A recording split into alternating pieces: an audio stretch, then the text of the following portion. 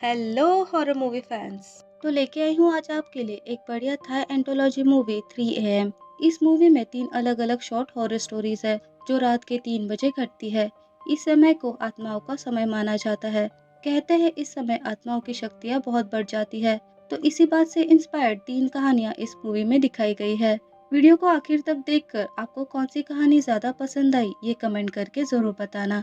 तो बिना किसी देरी के शुरू करते हैं इस मूवी का एक्सप्लेनेशन। पहली कहानी में हम एक बूढ़े आदमी को देखते हैं जो एक मरी हुई औरत के लाश के बाल काट रहा था। पर जैसे ही वो बूढ़ा आदमी वहां से चला जाता है, उस मरी हुई औरत की आंखें खुल जाती है और यहाँ से सीन एक विग के शॉप में शिफ्ट होता है। यहाँ हम मे नाम की एक लड़की को देखते हैं। वैसे तो ये विग शॉप उनका फैमिली बिजनेस है, पर अभी मे के पेरेंट्स वेकेशन पर गए थे तो उसे अकेले ही उस शॉप को संभालना पड़ रहा था। उसकी एक छोटी बहन भी है, पर उन दोनों में बिल्कुल भी नहीं बनती क्योंकि उसकी बहन मिंट को इस काम में कोई इंटरेस्ट नहीं, तो सारा काम मे को ही करना पड़ता था। अब शॉप पर एक औरत आकर मे को बहुत ही अच्छी क्वालिटी के बाल बेच कर जाती है।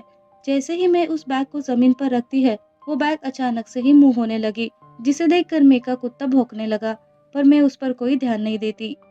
मे को ये काम काफी पसंद था क्योंकि वो पेशेंट्स के लिए विग बनाकर उनकी मदद कर पाती। मे उन बालों से विग बनाने लगी, तभी उसके पीछे एक डरावना हाथ उसकी तरफ आने लगता है, पर जैसे ही वो पीछे मुड़ती है वहां कोई नहीं होता। उसकी बहन मिंट अपने दोस्तों के साथ पार्टी करने के लिए निकल जाती है, पर मैं अभी भी उस विग को पूरा कर रही थी। अब विग पूरा होने में काफी रात हो गई थी, तो मैं शॉप का शटर बंद करके सोने चली गई। अब फ्रेश होने के लिए वो बाथरूम जाती है। अचानक उसकी नाक से खून आने लगा, तो उसे रोकने के लिए वो दवाई खाती है, लेकिन फिर भी खून नहीं रुकता, जिससे वो घबरा जाती है और अपना मुंह धोने लगती है। लेकिन सिंक होल से पानी पास ही नहीं हो रहा था, तो वो सिंक को साफ करने लगी। सिंक से उसे बालों का गुच्छा मिलता है, उसी की वजह से सिंक ब्लॉक हुआ था। अब सारा पानी ड्रेन होते ही उस सिंक से एक बहुत ही डरावना हाथ बाहर निकलता है, जिससे डर कर मैं नीचे गिर जाती है और अगले ही पल वो घबरा कर उठ गई। अब नींद से उठने के बाद उसे कुछ आवाज सुनाई देने लगी। बाहर जाकर देखने पर मिंट और उसके दोस्त मे को डरा देते हैं। मिंट को वहां देखकर मे काफी गुस्सा होती है, लेकिन मिंट पर तो उसकी बातों का कोई असर ही नहीं होता। वो अपने दोस्तों को टेरेस पर ले जाकर पार्टी करने लगी। मिंट का एक दोस्त नीचे से एक विग उठा लाया था। ये वही विग था जिसे कुछ देर पहले ही मैंने बनाया था। वो उस विग को पहनकर उसका मजाक बना रहा था और ये सब मैं देख लेती है।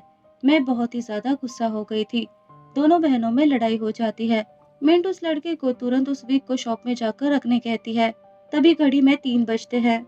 मिंट का दोस्त उस विग को रखने नीचे जाता है। वही हम एक डरावनी एंटिटी को देखते हैं। विग को रखते ही उसके पीछे से एक हाथ निकलकर उसे पूरी तरह से जकड़ लेता है। उसकी चीखें सुनकर बाकी सब नीचे शॉप में आते हैं, तो उन्हें वहां उस लड़के का कटा हुआ सिर मिलता है, जिसे देखकर सब लोग बहुत ही ज्यादा घबरा जाते हैं और जल्दी से शटर खोलकर वहां से भागने की कोशिश करते हैं। पर हड़बड़ी में लॉक खोलते समय चाबी टूट गई और ये सब वहां फंस चुके थे। मिंट की और एक दोस्त अंदर से कोई मेटल की चीज लाने जाती है जिससे वो शटर खोल पाए, पर कुछ ही देर में इन लोगों को उस लड़की की चीखें सुनाई देती है, तो उसे बचाने सब अंदर भागते हैं। उन्हें देखकर वो लड़की इनसे हेल्प मांगने लगी। इससे पहले कि ये कुछ समझ पाते, उसके पेट से एक हाथ निकलता है और एक इनविजिबल एंटिटी उसे जमीन पर बार बार पटकने लगी, तब तक जब तक वो मर नहीं गई। इतना सब कुछ देखकर बाकी बचे लोग तुरंत ही टेरेस पर भागने लगे, पर इसी दौरान मिंट का आखिरी बचा हुआ दोस्त भी उन दोनों से बिछड़ गया और तभी उसके पास उसी लेडी की आत्मा आ जाती है जिसने उसके बाकी के दोस्तों को मारा था। उसे देखते ही वो डर के मारे नीचे गिर जाता है। इसके कारण नीचे रखे हुए कील उसके आर पार हो जाती है और उसकी वहीं पर मौत हो जाती है। वही दूसरी तरफ मेरे को पास के सीन दिख रहे थे, जिससे वो समझ गई कि वो एंटिटी वही लेडी है जिसके बालों से मैंने थोड़ी देर पहले ही वो विग बनाया था।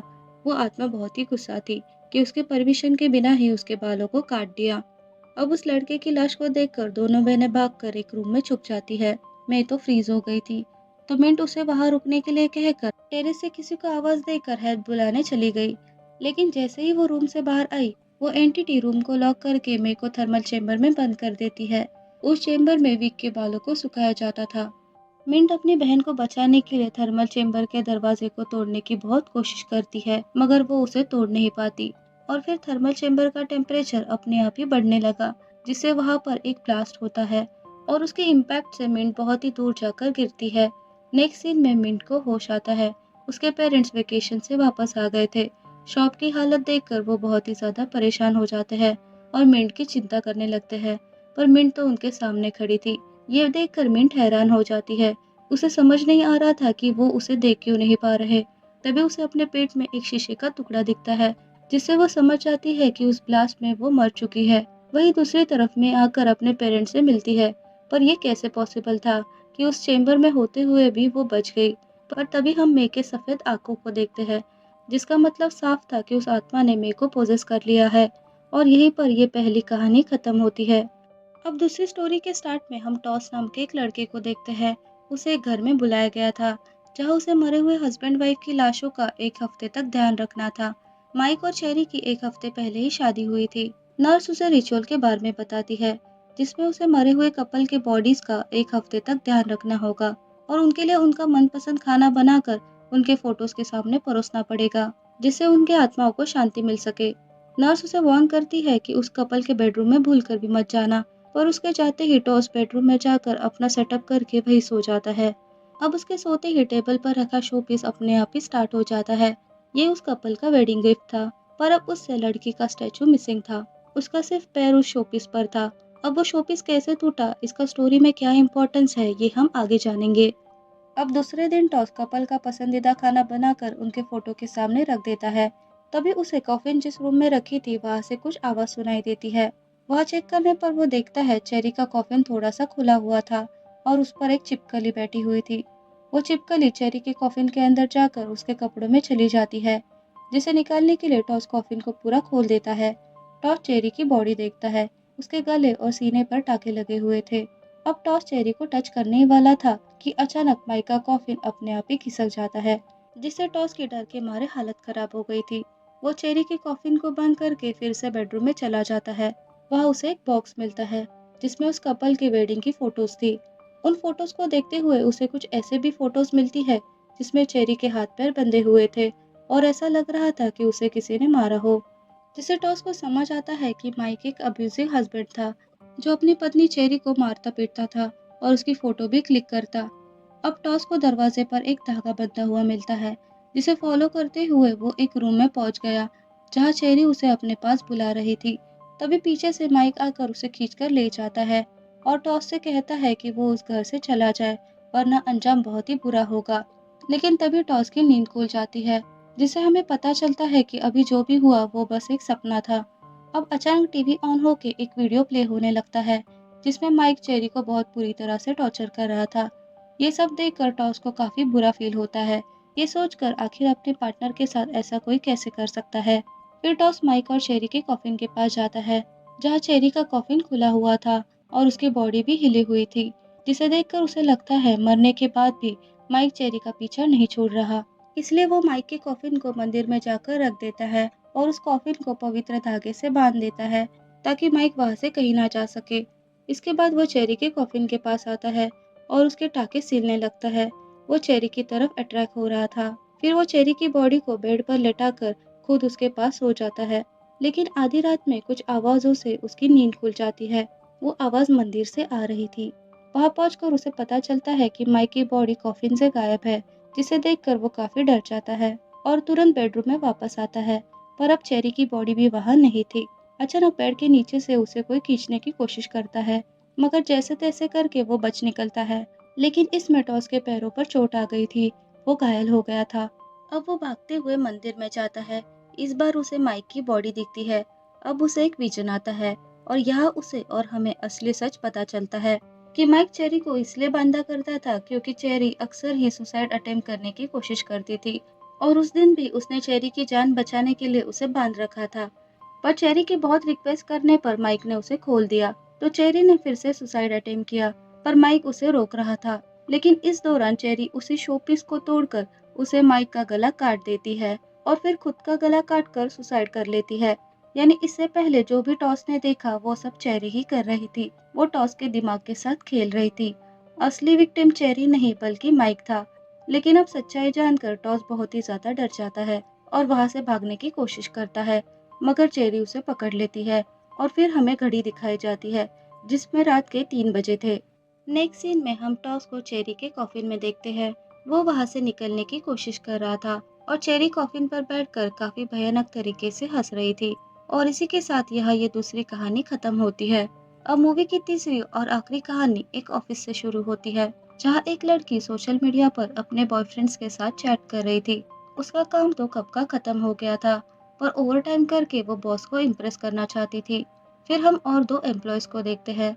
वो दोनों ओवरटाइम करके घर जाने निकलते हैं। वो लोग लिफ्ट का वेट कर रहे थे, तभी उनके पीछे एक कटा हुआ सिर आ जाता है। इससे वो दोनों काफी डर गए।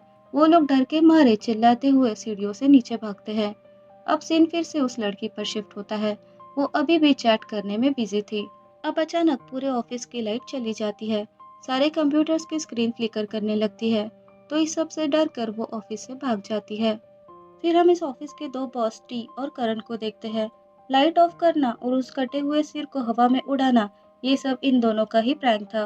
दरअसल वो अपने एम्प्लॉयज को डरा कर ऑफिस से भगा रहे थे। उनका मानना था कि उनके एम्प्लॉयज लेट नाइट तक ऑफिस में टाइम पास करके ओवर टाइम का पैसा मांगते हैं। इसलिए दोनों बॉस एम्प्लॉयज को सबक सिखाने के लिए ऐसा कर रहे थे। दरअसल वो दोनों एम्प्लॉयज करण के कॉलेज फ्रेंड्स थे, तो उन्हें ऐसे प्रैंक्स की आदत थी।